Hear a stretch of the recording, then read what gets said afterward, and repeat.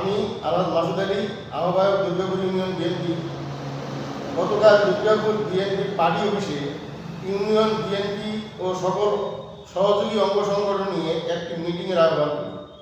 মিটিংয়ের উদ্দেশ্য ছিল গত ঈদুল ফিতরে চেয়ারম্যান মহোদয়ের আহ্বানে ইউনিয়ন পরিষদের সকল সদস্যবৃন্দ ও বিভিন্ন দলের নেতৃবৃন্দ সহ গরিব ও অসহায় মানুষের মাঝে 10 কেজি চাল বিতরণের জন্য মাইকিং করে এনআইডি কার্ড সংগ্রহ করে একটি স্বচ্ছ তালিকা প্রস্তুত করে সুষ্ঠুভাবে চাল বন্টন করা। ওই ধারাবাহিকতায় যুবদল, ছাত্রদল, স্বেচ্ছাসেবক দলের কর্মীদের নিকট হতে যে সকল এনআইডি কার্ড পরিষদে জমা দেওয়া হয়েছিল সেগুলো যাতে সুষ্ঠু বন্টন করা হয়, তাই দুর্গাপুরস্থ বিএনপির পার্টি অফিসে মিটিং করে তাদের হাতে হস্তান্তর সহ সুষ্ঠু বন্টনের দিক নির্দেশনা প্রদান করা হয়।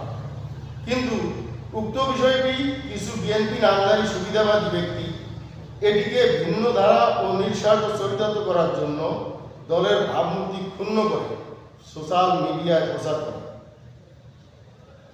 আমরা তার তীব্র প্রতিবাদ জানাচ্ছি এবং একটি তদন্ত কমিটি গঠন করে সত্যতা যাচাই করে এই মিথ্যা অপবাদ প্রচারকারীদের দৃষ্টান্তমূলক শাস্তির জন্য উপজেলা বিএনপির আহ্বায়ক ও সদস্য সচিব সহ সকলের দৃষ্টি আকর্ষণ করছি।